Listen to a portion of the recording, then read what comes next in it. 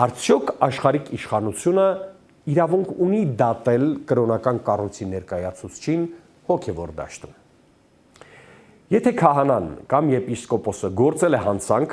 խախտել օրենքը եւ անտեսել պետական կարգը, իհարկե։ Ես եւ որպես